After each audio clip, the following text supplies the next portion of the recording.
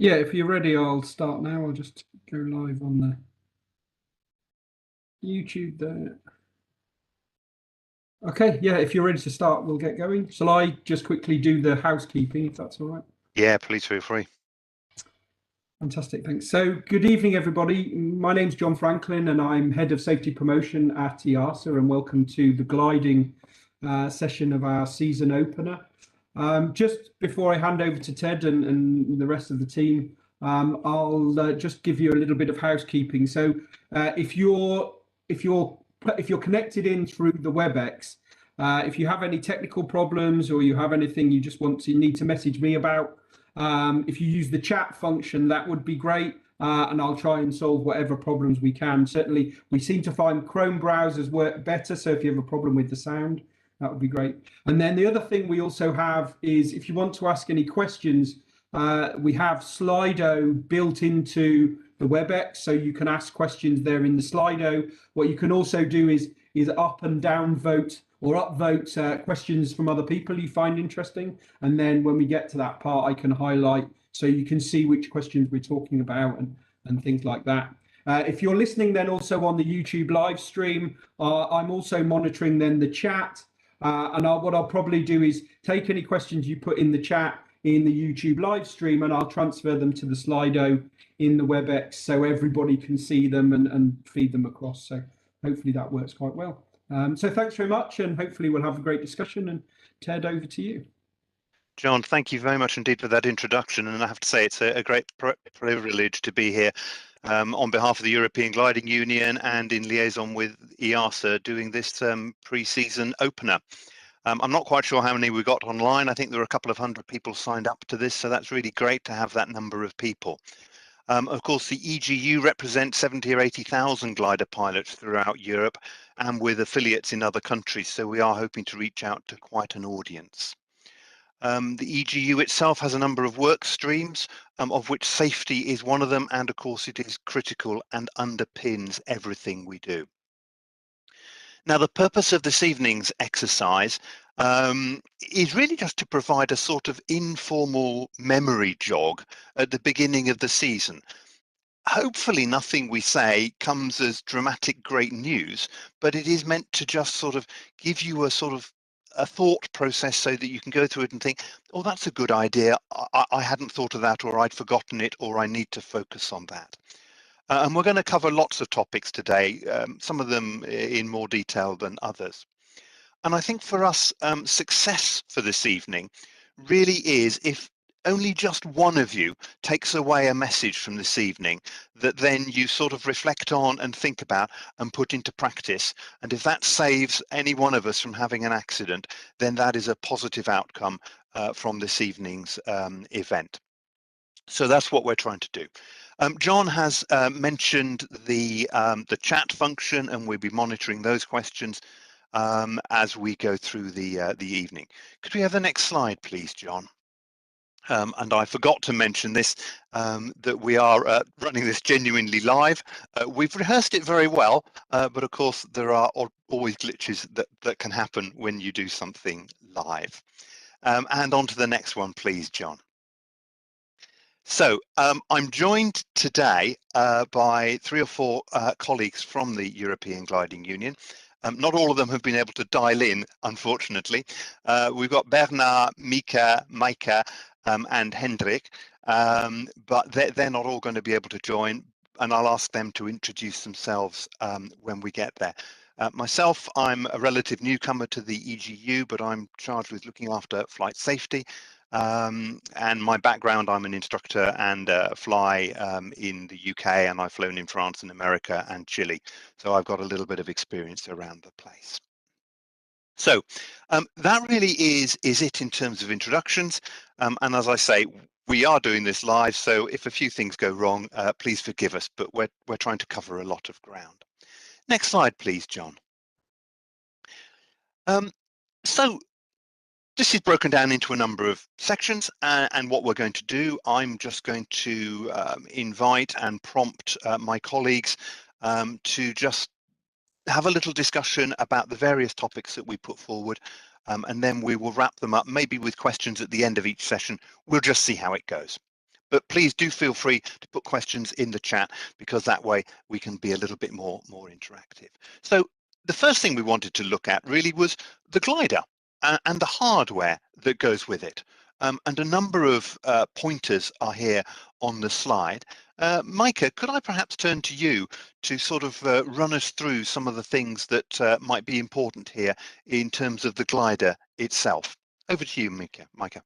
Yeah, so from the technical point of view, the glider is, I think, a very important thing we have to deal with. And I feel that all the thing in the workshop is done already. I hope so. Some of you had already the annual inspection.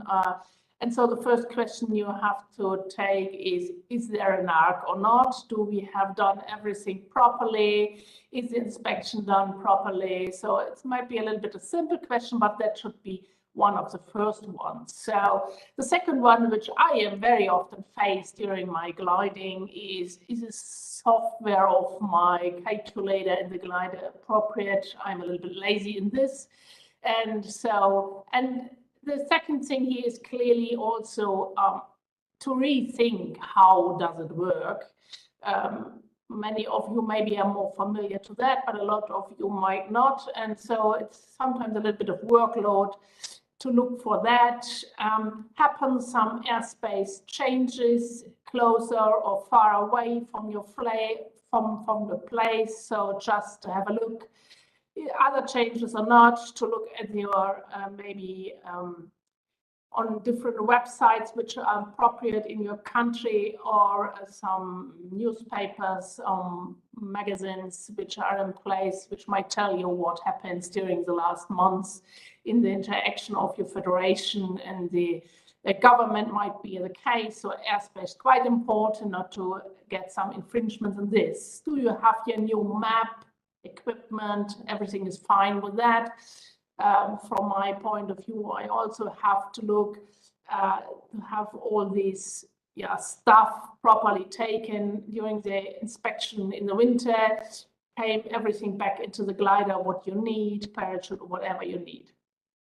And yeah, as we had a longer pause between 4 to 6 to 8 months, might depend a little bit from the place where you're flying, what is about your familiarity with rigging and de-rigging, which is it's a cause for some incidents. So is the trailer properly intact, and just rethink about your procedures for rigging and de-rigging. And I think maybe some of the most important might be the rigging, and to have the specialities of the gliders you are using.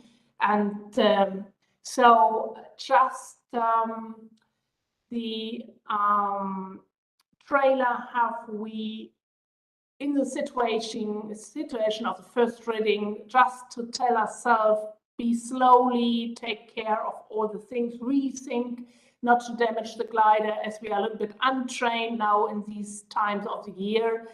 And at the end, or maybe the first point might be read the manual. And if there are some uncertainties, it's not the bad source of information, and also to get you familiarized again with the situations you have. And it's not just the manual for the glider, it's also manual for your flam. Is it intact? Is it updated in the beginning of the year? Don't forget that it ends up its proper function with the beginning of the year.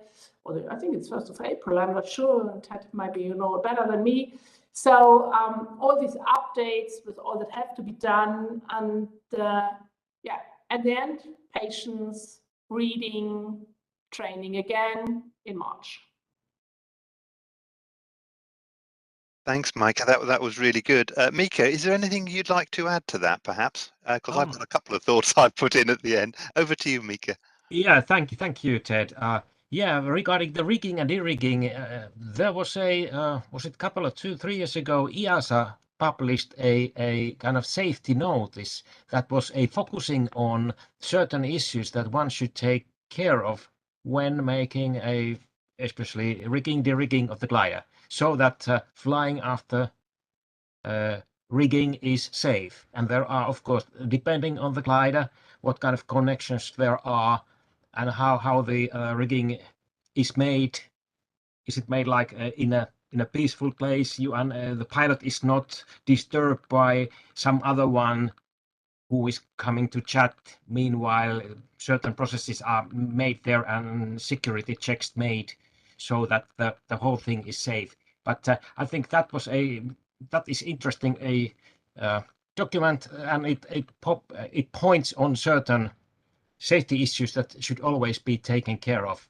And yeah, that was one point. And the other one was that yes, updating equipment, updating the databases you are using for navigation and so on. And those are also things that sometimes it seems to be that it's not obvious that pilots are doing those things properly.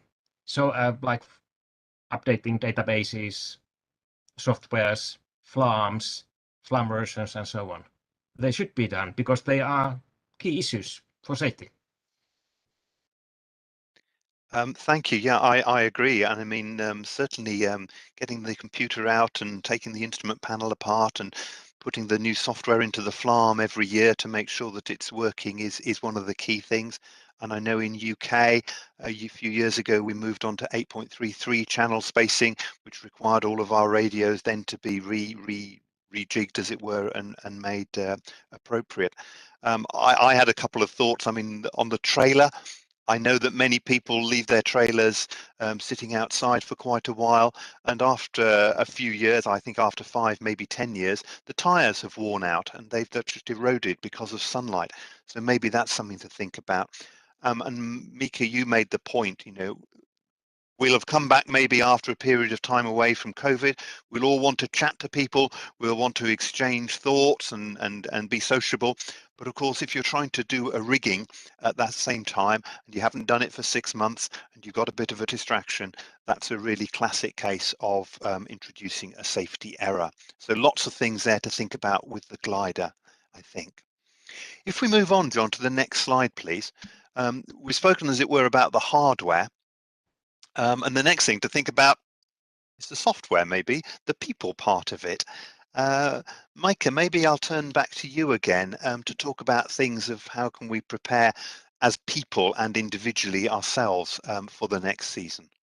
Oh, yes. I think, first of all, are we fit to fly? Is our currency and recency up to date? So did we all what we had to do? And I think, moreover, did we more than we had to do? I think it's not just the minimum, as we have to think about a long pause can induce the situation that we are not as good in training, not as good in all the routines we have to do. So that I think we have to be very, very careful with our feeling. So simple spoken, I had a long pause, maybe very good eating during the last months, not as much sport. We are maybe a little bit more lazy, have been a little bit more lazy in the last month. So I think all the situation concerning our own body feeling conditions, we have to review ourselves. So simply that we do not overload during the first time of the season ourselves. So longer flights are demanding, needs power of our brain and body. And so we have to be aware of that. So it might be a better idea to start a little bit slower, to do less, but do it more often, more frequent. So maybe the first launches might be frequent, but not as long as it might be in summer. So simple to train ourselves to become current on a feeling life, on a health condition side of the whole stuff. So we have clearly to think about our check flights. It might be a routine in many of the clubs to start with the first check flight. And my personal view of this thing is these check flights should be and could be informal for all of us. So they can be fun to as Ted already mentioned, we want to chat with each other. Why don't we chat about flying and do that together on a glider? So that could be a very fun situation to re-evaluate us, to become familiar with the procedures, to think what is done, our checklists and routines coming back, to take them back into our mind and do that within the situation of check flights, which help everybody of us, from my point of view, at least doing it, chatting about and thinking about that, what we are doing to stay safe. Thanks very much. Mika, anything you'd like to add to that from a sort of personal point of view? I think you're muted. See, this is the problem of doing it live. Yeah, that was a classic glitch. Yes, Peke was telling about like check flights, and yes, we know that even the requirement requires that within 2 years one should have 2 training flights. And in many countries, the practice in clubs is that when the season starts, there is a kind of club check, a flight with the instructor to start the season. And of course, it need not to be adjusted like that way, but in many cases, it plays a good point that if there is a club training flight or a club check flight, then to have a certain content for it and check that everything is okay. There was a nice comment on the comment side that technically we are all becoming in our community elder and elder, and this somehow means that maybe we should also think it positively, that if somebody is flying with us time to time, and check that how we go and how we manage with all the things. And any flight is not worse than the other flight. So a training flight with someone or check flight with someone, in my opinion, that is as good flying as any other flying. It's better than not flying.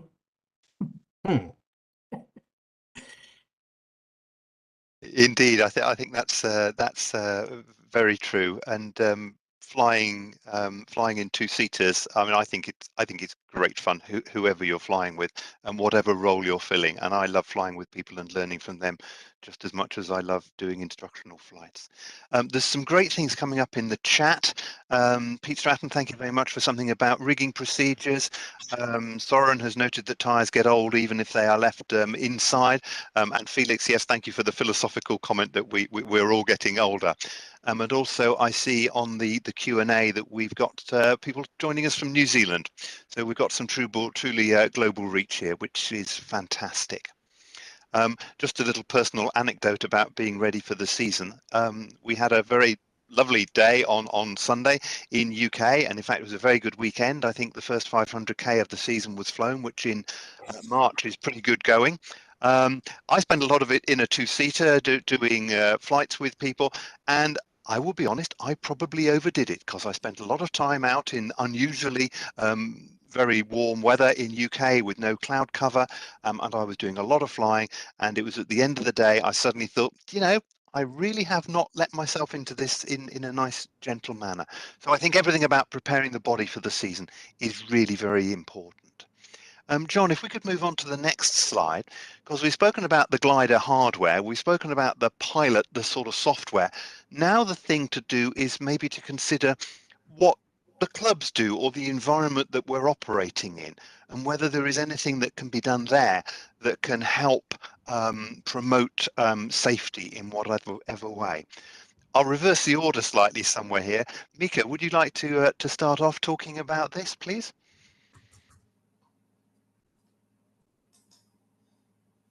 Yeah, safe operations at the club side, and be familiar how to operate on a field, and that you become or remember how was the last season, how are all the things are operating there, and how you are all together working there, and also somehow watching your friends, also that we all are making the safe operations there, and we should keep certain certain rules, certain operation rules. We should obey them, and then also take care of our colleagues that they are also working their safety in a safe way.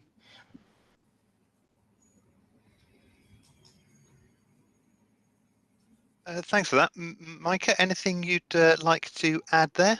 Oh, I would like to just mention to the, I think in most of the clubs there is a first safety seminar at the beginning of the season.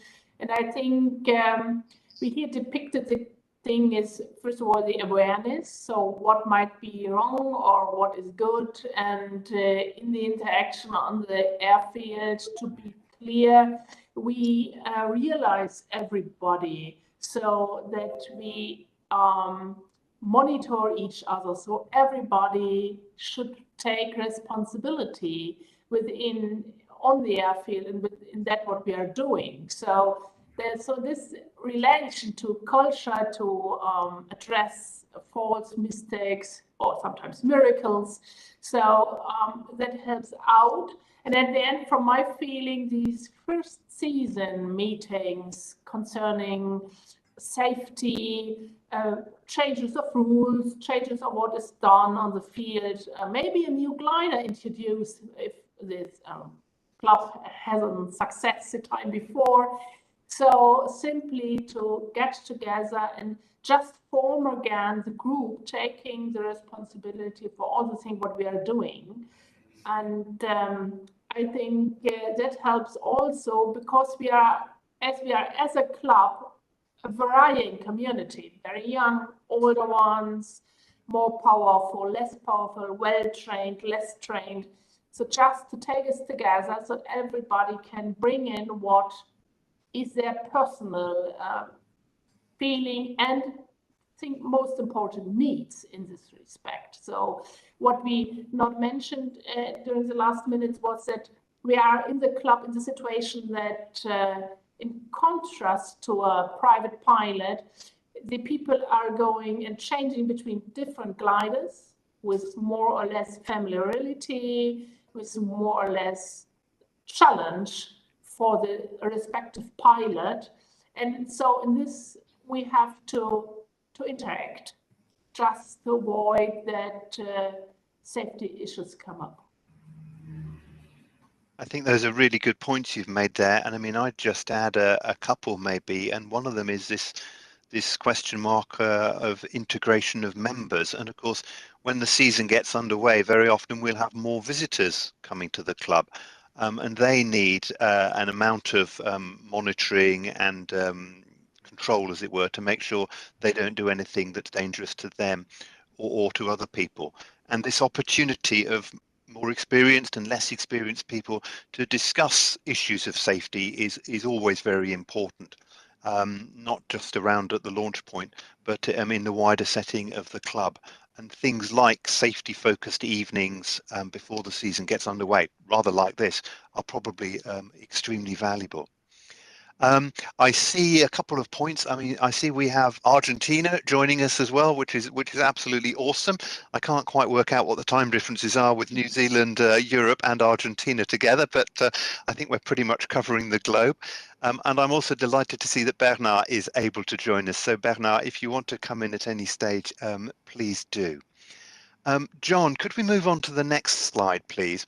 We've got a couple of slides here, which are really talking about students and how well they are prepared to start with for the season.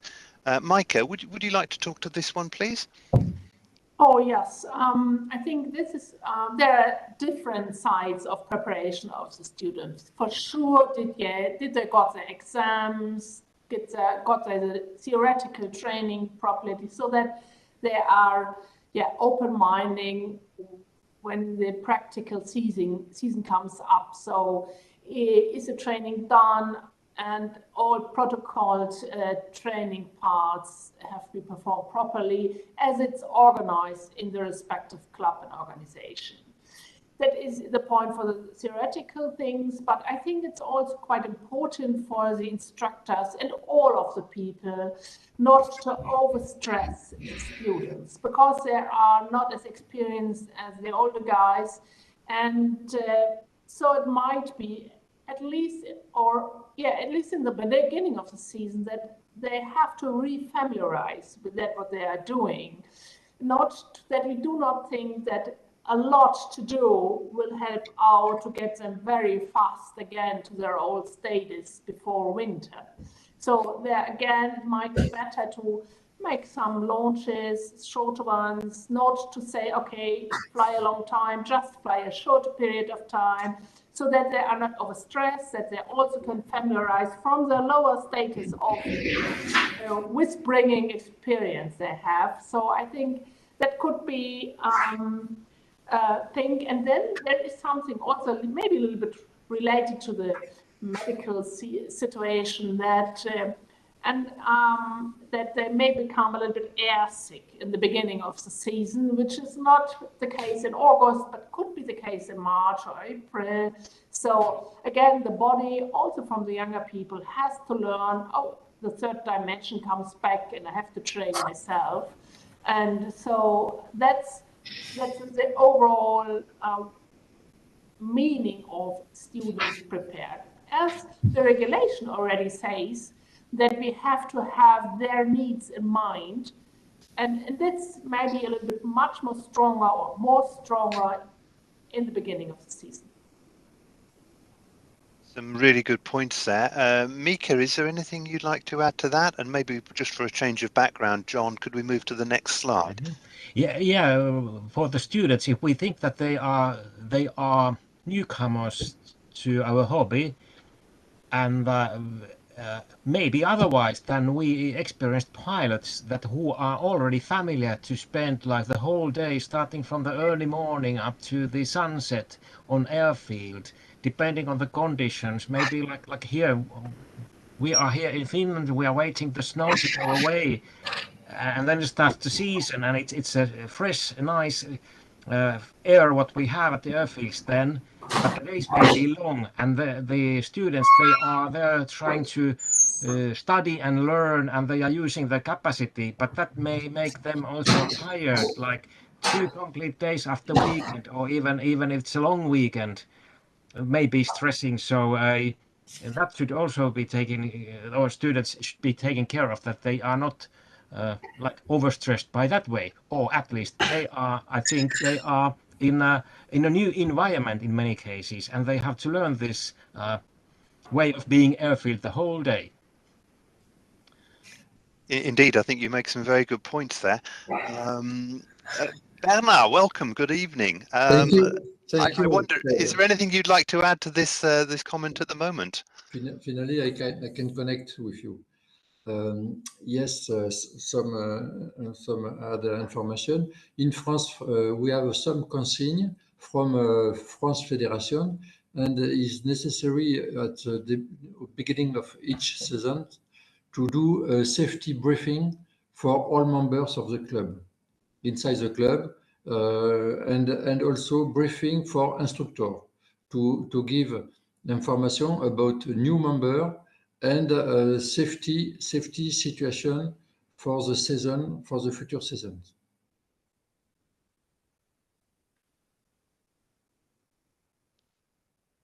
You understand? Yeah, got it. Yeah, absolutely. No, sorry, I was rushing to get to my unmute button. No, that's really interesting, and maybe that's something that could be thought about for other clubs. And it's probably worth just taking a slight detour.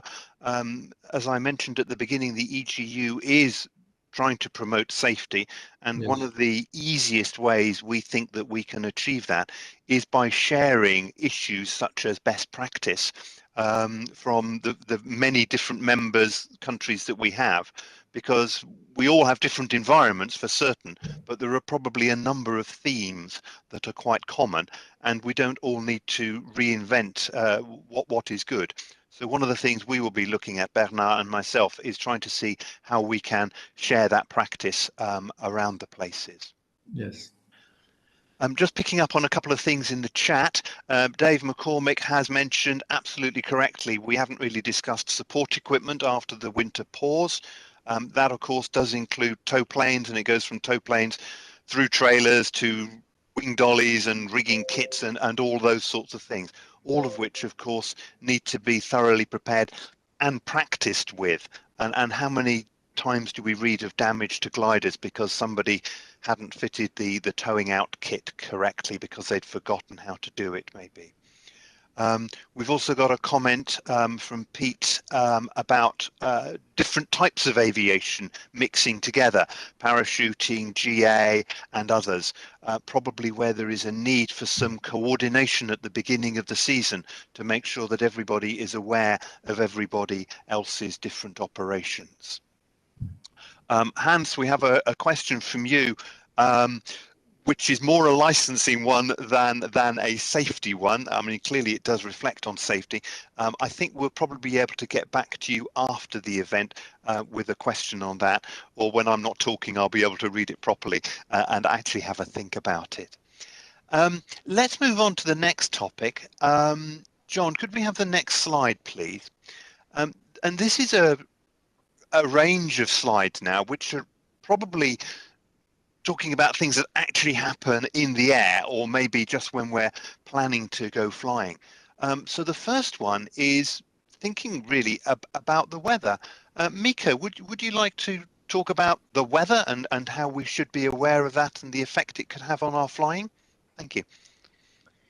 Yes, the weather, and to get familiar with the weather, and after the pause or when starting the gliding season, that the weather it fits to your experience of flying or your currency of your flying skills, and it also that it fits to that glider and your skills and the weather all together, that your flying is safe.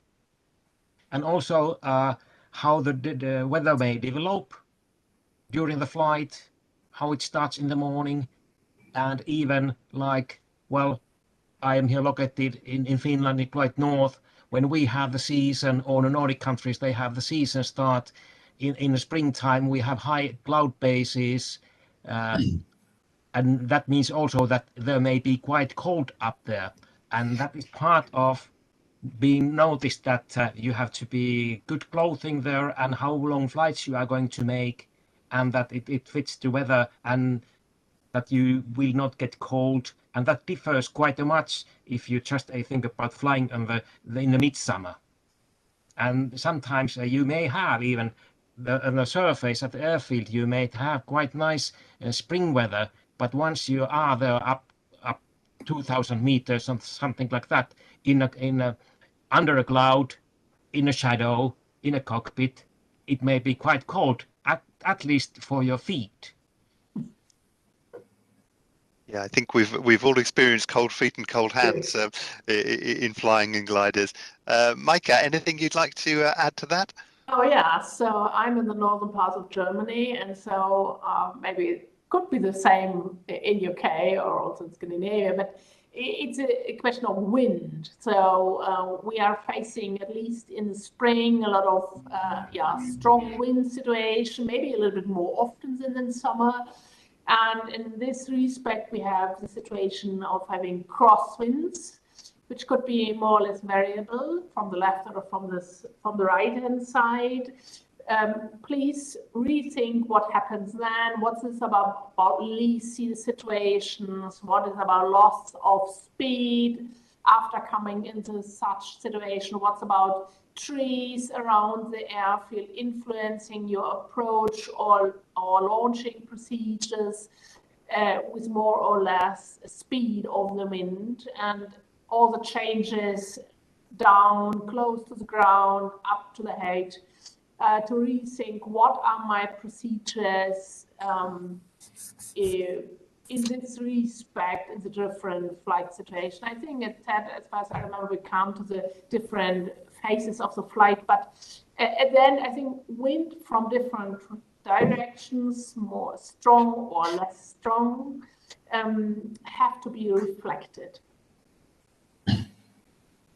Yes, indeed. And I mean, that probably fits in quite well. Bernard, is there anything you want to add on to this one before we go to the next slide? I can say before each day before fly in the club, we do a briefing about weather and to explain to the all pilots who can take a fly for the day the situation of the weather and the distance and the height position maximum to go to fly. Each day it's a briefing for the meteo. And I think that's a very, Meteo, very well. meteo is weather. Yeah. No, and I think that's a very well disciplined thing, and I've certainly experienced that down at Sisteron, where Yes. where the conditions are different. It's not a flat site, nice and easy. It is quite challenging, lots of visitors, and you need to understand what the weather is doing, and you need to have a Yes. local person with experience describe it to you, because it is very unusual. It's very important because last year we have in France a very accident, a very mortal accident, and it's due by the weather and the canopy of the glider must coming very quickly with a freezing, and the visibility must be zero, impossible to see out of the glider, and the pilot go down and fall on the field air. Yep, I think those are things to be well Very aware dangerous. of. And we must know this condition of flight, and the condition is coming from the weather, the quantity of water inside the air, and the temperature at when you go in height altitude, the water coming glass ice, ice on the canopy. Yes, and I think that's certainly something those of us who have done sort of high-level wave flying have certainly experienced, and clearly it can also happen in other conditions. Could we move on to the next slide, John? And I'm just picking up on a chat there. We have one who's noted that new students start with an introductory training and a buddy system, which is sort of to do with the club and the way it's organized. But again, it comes down to making sure that visitors are welcome and understand what they're doing, and they're not a hazard to themselves or to other people. Did we mention in our discussion in the last slide, earlier slide, regarding the young pilots that have had a past season and they gained some experience after their training and so on, and that they are taken care of regarding the weather, so that what kind of weather they are going to go with the first few flights in the next season, because they do not probably have a quite long experience yet, and in that sense there should be a little bit maybe more careful about the weather. Well, I think that's absolutely right, and it's making sure that you collectively as a club and as instructors and as friends and colleagues, we make sure that people actually think about these different aspects, and we're actually conscious that we're not all the same, we don't all have the same experience, we haven't all got the same background, so we just need to be aware and look out for other people as much as anything. The next phase, the next thing we're just talking about with a safe season is launching, and I'll maybe just take the floor for a little bit to talk about this before I hand over to my colleagues. I mean, there are any number of ways of launching gliders, but if we stick to the standard ones of winch, aerotow, or self-launching, each of those has its own problems, and of course, feeding on from the meteorology aspects, we can get days where there's a slack wind or even a tailwind sometimes, and certainly a crosswind would not be unusual. So that certainly has to be taken into account, as does local weather. Maybe there are local showers around at the time we are launching that would have an impact. But I think probably the most important thing of launching is to be aware of the hazards that are associated with each of the different types. and to be very well practiced in handling any eventualities that happen. Now, the British Gliding Association did some very good work a number of years ago in trying to reduce accidents on winch launches, which provided some dramatic results. There are also many articles around upsets on tow and how glider pilots can get out of position and cause themselves and the tug pilot really serious problems. And of course, we also have problems potentially with self-launching gliders with engines that are not, sort of, as it were, full GA specification engines sometimes, and also relatively low rates of climb. And so if you have a problem low down there, it can all happen quite quickly, and you have to make decisions. And of course, a glider with a self-launching engine out is not a same glider as with the engine retracted. So a number of things to think about there for launching. Mika, Bernard, anybody would like to add anything there? Yeah, from my side, simply review the checklist during and before every launching. Stick to that and take in the respective launch method every time into account the eventuality. Into your check, be prepared for the plan B if the winch launch stops earlier than you want to, and that you know what to do. Then you are aware what's about the wind, right or not, right or left flying after the break of a rope, whatever you want to do. Be prepared. Take the checklist, work it down. Don't lose a point. And I think that's a good preparation mentally as well intellectually to be prepared for everything in the launch. Yes, I think being prepared is key, and actually having it at the front of your mind rather than in the dim recesses of 6 or 8 months ago when you last had to do it, maybe is really important, and of course very relevant to this evening's discussion. Mika or Bernard, anything from you on the launching aspect? Well, I can just second that, and the key point is that yes, launch is one of the critical phases, and that is because of there is the possibility of a failure, and when the failure comes, it is a surprise. It will be even though you are prepared. Once it happens, it does not give you maybe not any warning, and in which and of course we never want it to happen, but it may happen, and therefore we have our play cards are much better if we are prepared in every flight, that if it happens, what is my basic plan, what is my secondary plan.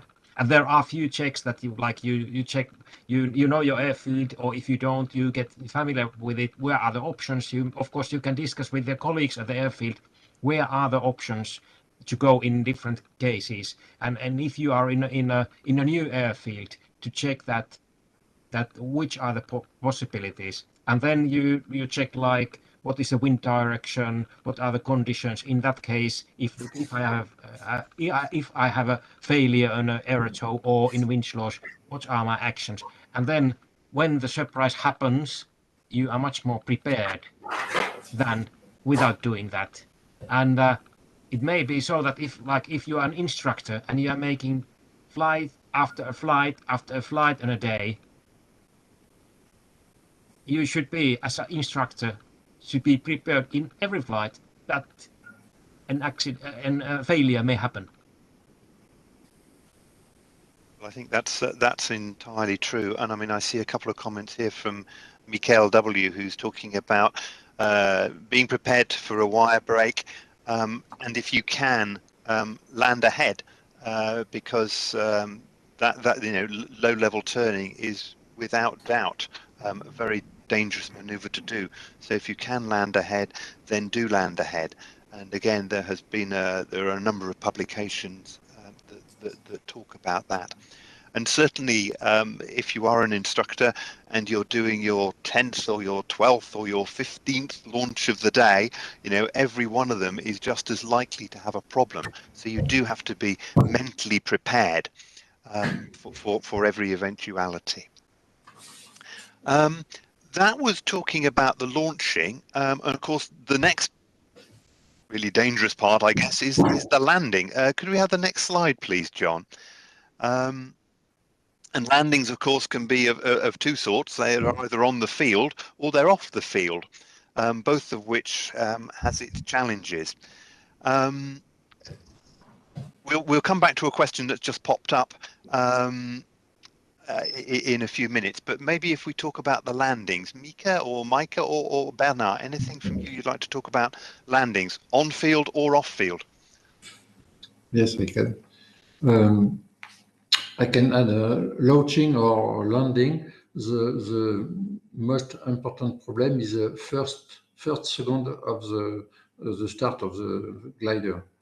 And we propose in France for all pilots to place the hand on the yellow handle to be ready to open the lock to avoid the car wheel accident. It's often a problem at the beginning of the flight. I think you make a very good point there, Bernard, and I'd written it down, but I forgot to mention it. So thank you very much for bringing it up. I saw a video on 122.65. I think it's a Facebook channel. It was an aero tow where somebody dropped a wing, and it was really clear. I think it took them 3 seconds from the wing touching the ground to actually being able to pull the release. Now, that was they got away with it because it was an aero tow and it wasn't accelerating fast. If that had been a winch launch, within 3 seconds, that would have almost certainly been a cartwheel. So I think being prepared for that and having your hand on the release before you start the launch is absolutely critical, because you won't be able to get to it in time. Exactly. And I think there's a number of comments there about how do you prepare for a wire break. I mean, I think we could spend a whole session talking about just winch launching, let alone aero towing or other things. So, I mean, maybe that's something to do at some other stage. And there are some really good resources out there which we do want to share. So I won't go into the detail here, other than to saying how to prepare for a wire break. Be prepared. And the first thing to do is to recover the glider to the appropriate attitude so that you've got the necessary speed and energy to then do whatever recovery you need to do. And certainly, if you're going to turn, you're needing the right amount of height and the right amount of speed before we start doing that. And people here are noting that in Denmark, they do a cable brake practice for the second launch on their annual check. And it's always a problem as an instructor. Do you give it on the first launch or do you give it on the second launch? Because if you're only going to have two, you know that it's going to happen on the second. But I leave that to instructors and individuals. And as Michael says, you should expect a simulated wire break every time there's an instructor in the back, because they've always got tricks up their sleeve. They want to have some fun, I think. Yeah, I just want to switch back to the landing. As we are in the beginning of the season, we have to think that the very familiar situation on our own airfield is not the same as in October the year before. So I know a very, very old sentence, which I learned from my instructor, who said, at the airfield, people come too short because they stress what is possible. And at the field, they come too far because they do not know the circumstances very properly, and they ignore that the same angle of flight to the point to land should be the same, and the same procedure has to be done at the field as it's on your own airfield. So I think this sentence, is more or less very often true and easy to remember. So take care in the beginning, because the familiarization is not as good as in the year before. And what I am very often seeing in the discussion with a lot of people is launch and landing, one more is better than one less, just to get the appropriate training effect and to be familiar with what we are doing, and by repetition to become a very, very good fixed within our brain. I'm a biologist, so sometimes a little bit more to the biologic side of the thing. The beauty of glider pilots and a forum like this is we have all sorts of different people, so we bring together a vast number of different perspectives. Bernard or Mika, anything you'd like to add in terms of landings? No, for me, it's okay. No. I can Yeah. say at the beginning of the season in the club, it's mandatory to do a first fly with an instructor, a local fly, just to training and to check is all operation for fly, take off, landing, and return to the field is correct. Because during the winter, the pilot don't fly any time.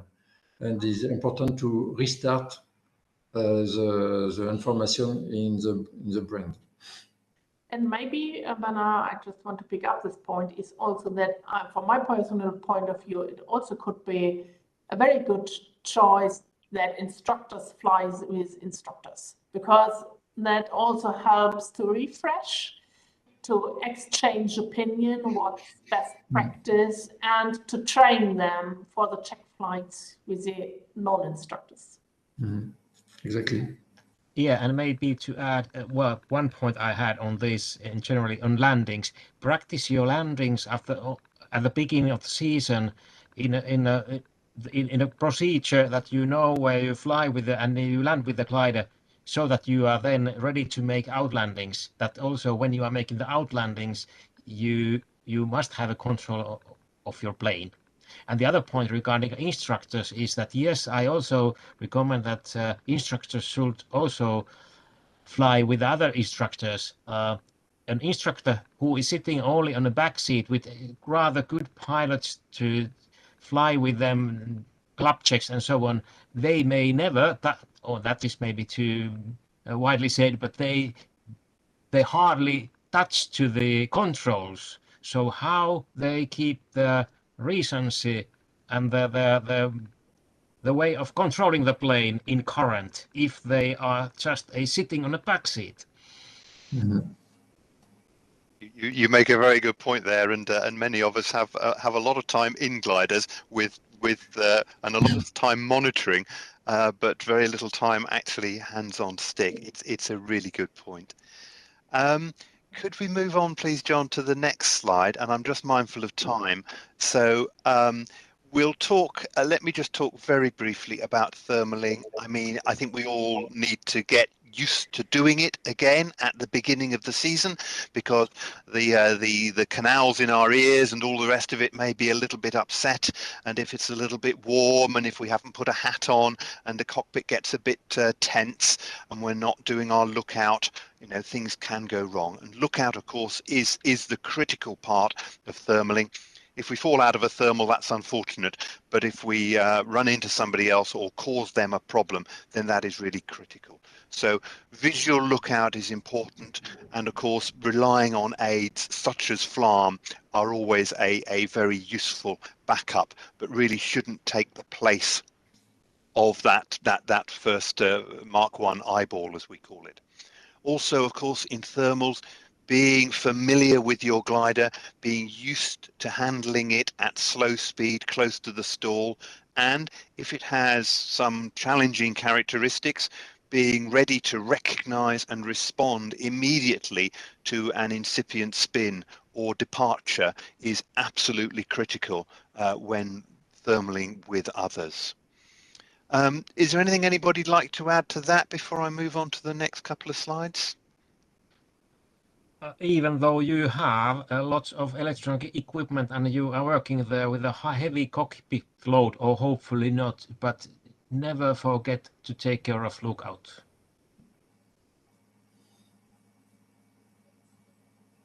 Yeah. That's true, and I mean it's also a point, and it's just a memory jog. We've spoken about the pilot being prepared. We've spoken about thermals. We've spoken about a hot cockpit. being properly hydrated is also very important, so that we don't sort of lose that ability to think, because dehydration is one of those things that comes on quite slowly but can be really very, very serious. So that's also something to think about, maybe. And not John? only when it's sunny, then also when it's very windy. Indeed. Yeah. And if starting the season in the rather cold, fresh Nordic air that we have, your flight, if it's long, may get you rather cold. So clothe warmly. And yeah, one point of if thinking long flights, if the long flight and you do not properly take care of your condition, physical condition, you may end up to a outlanding, not because of your condition, but because of the weather. But you have long flight behind you, and you should be ready for a quite critical phase of flight, outlanding, and you should be a good condition to do that safely. Mm-hmm. You're absolutely right, and it's a very good point. And of course, it also raises the question mark, particularly if you're flying in the more remote parts of the world, and many parts of Europe are relatively remote. You need to have stuff with you in the glider, so if you do land out, you can be safe until you can get to the nearest habitation or the nearest phone signal. And I see we have a chat there, a comment about if you pee every second hour or so, you don't drink enough. That's absolutely true. And of course, there are different mechanisms of solving that problem that some of us who are older know all about.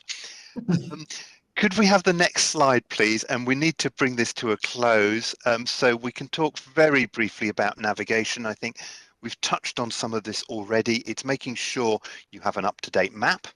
It's making sure you recognize what the NOTAMs are around the place.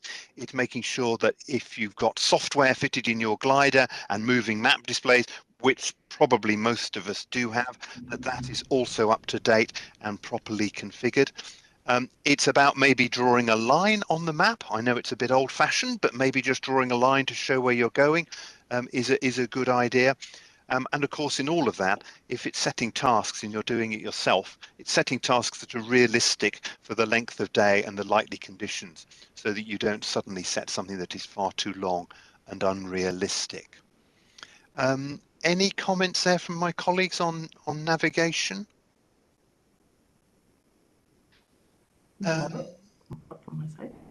Okay, I mean, I'm well aware of the time, so we just need to probably just get through. The next slide, John, is I think just a summary of the last topics that we've been speaking about. So we can probably go to the final slide, which is probably the opportunity for me to thank everybody who's been participating in this. Those of you who've been online, we've had some really good comments, really interesting comments. We could spend hours on any one of the slides that we have spoken about. We just don't have time. Thank you very much to the panelists for joining and for contributing your views and your thoughts. And thank you, John, who's been working in the background, not only to set this up from EASA's perspective, but also to manage all of the bits and pieces that are going on behind us. If you've got any more comments you want to put them into the chat in the next few minutes, because then it will close, but we will try and respond to those in whatever way we can. And I would also please say, follow what the EGU is trying to do for safety across gliding, because we are very definitely trying to share this best practice and build this sort of safety community, this safety culture, which is phenomenally well developed in many places, but anything we can do to improve it would be really beneficial to everybody. Any final words from the panelists or from John? Maybe just for me, just as a follow-up also, so we'll save the chat and the Slido, but actually if you go to the EASA website, so the EASA GA season opener event page, then there's a link actually to the Slido will stay open. There is a password that's on the website because it's locked down, but you can go into the Slido at any time and then ask a question and we can feed those through. So yeah, if you forget anything and think, oh, tomorrow I had another question, you can always go on, find the link there, stick the password in quickly and add a question. Brilliant. Thank you all very much. I think that's the end. We've managed the time with 20 seconds to spare, which is a miracle of many things. Keep the comments coming in.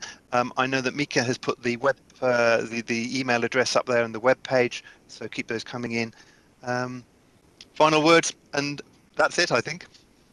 Yeah, have a nice season. Good flights. Thank you. Fly safety. Yes. Fly safety, yes. Fly Yes, safety. Mika, yes. Thank you all very much indeed. Thank you, John. Thank you. Fantastic. Bye-bye. Thanks, everybody. That was great. Thank you.